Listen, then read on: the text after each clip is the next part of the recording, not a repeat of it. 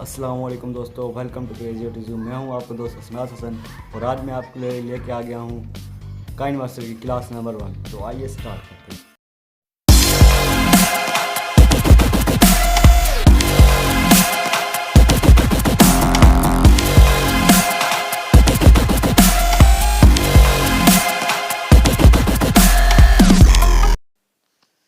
Welcome back. Kine master में आने के बाद आप लोगों ने करना ये है, सबसे पहले आपने जाना है प्लस वाले आइकन पर। प्लस वाले आइकन के बाद आपके पास बहुत सारी प्रॉपर्टीज़ आ जाती हैं। Select the aspect ratio of the project. आपने प्रोजेक्ट की कोई जो उसका फ्रेम जिस साइज़ के उसके फ्रेम है वो आपने ले लेना है, या आपने जिस साइज़ का फ्रेम बनाना है उस फ्रेम को ले लीजिए। मैं तो अक्सर लेता हूँ 16.9, ये बेटर होता है। मैं रिकमेंड करूँगा कि आप भी ये लीजिए। 16.9 करने के बाद आपके पास ये कुछ चीज़ें और खुल जाती हैं।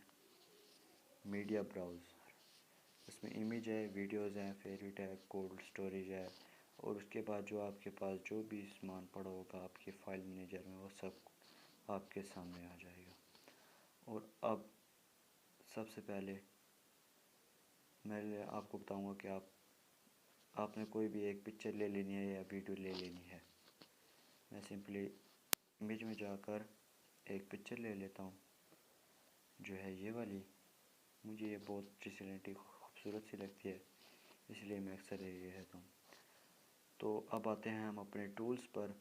सबसे पहले मैं आप लोगों को एक एक टूल समझाऊंगा ताकि आपको सही से समझ आए। हर क्लास में एक एक जो है मैं टूल के बारे में बताऊंगा। तो सबसे पहले आपने करना यह है कि आपने अपनी इस इमेज पर क्लिक कर देना है। क्लिक करने के बाद आपके पास ये कुछ प्रॉपर्टीज़ खुल जाती है। ये सबसे पहले जो है वो है सीज़र। सीज़र के बाद ये है पिन एंड जूम। उसके बाद है रोटेट और mirroring, I don't know what is that. उसके बाद है आपके पास क्लिप ग्राफिक्स, एंड देन पास है फ़िल्टर है और एडजस्टमेंट है, और ये कुछ ब्लैक सा शेडो है साइड्स पर। सबसे पहले मैं आपको बताऊंगा सीज़र के बारे में। तो सीज़र पे क्लिक करें तो आप देख रहे हैं यहाँ पे ट्रिम स्प्लिट, ठीक है।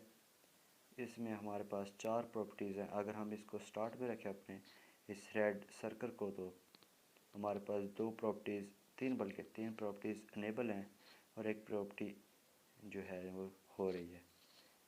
अगर हम इसको दरमियान में लेते हैं या थोड़ा सा जो है साइड से आगे रखते हैं या इस साइड से आगे रखते हैं, तो ये हमारे सारी प्रॉपर्टीज़ आ रही हैं।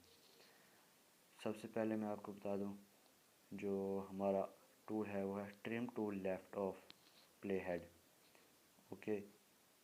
उसके बाद है हमारे पास trim to right of play head. उसके बाद है स्प्लिट एट प्ले हेड। उसके बाद है split and interest freeze frame.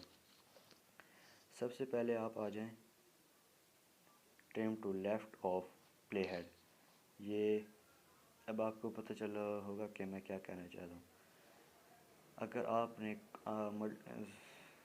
Simply अगर आपके पास बहुत सारी अगर इमेज हो और उसको आप छोटा करना चाह रहे हो और आप काम का टाइम का कम यूज़ करना चाह रहे हो, तो आप हाथ से तो नहीं कर सकते। सिंपली आपने यहाँ पे जाना है, आपने सिंपली करना है इस पर क्लिक एंड देन सीज़र पे जाना है और कर देना है। अब अगर आपको लेफ़्ट से करना है तो आप करेंगे trim to left of play head. अगर आप इस पर क्लिक करेंगे तो वो आधा उस साइड से डिलीट हो जाएगा, ओके। इसी तरह है, अगर आप इससे उस साइड से डिलीट करना चाह रहे हैं, तकरीबन मैं इतना रखना चाह रहा हूँ, तो मैं करूँगा trim to right of play head और मैं इस पर क्लिक करूँगा तो ये उस साइड से राइट साइड से जो है बाकी वाली डिलीट कर देगी। उसके बाद हमारे पास आ जाता है, एक मैं इमेज का साइज़ बड़ा कर लूँ। अगर हम दोबारा जाएं तो अब हमारा split and play head. Split और प्ले हेड का मतलब है, अगर मैं इस पर क्लिक कर देता हूँ तो मेरे पास ये दरमियान में एक प्लस आ गया है। प्लस पर अगर आप क्लिक करें तो आप ट्रांजिशन लगा सकते हैं, बट ये मैं बाद में बताऊंगा आपको, फ़िलहाल हमारा ये टॉपिक नहीं है। इसका मतलब ये है कि अगर आप सीज़र पर जाकर split to add play head करते हैं, तो अगर आपने इसके दरमियान कोई चीज़ डालनी है या कुछ और, जैसे कि मैं इस पर क्लिक करता हूँ और ये हमारे पास आ जाता है ये हाफ इमेज, ठीक है।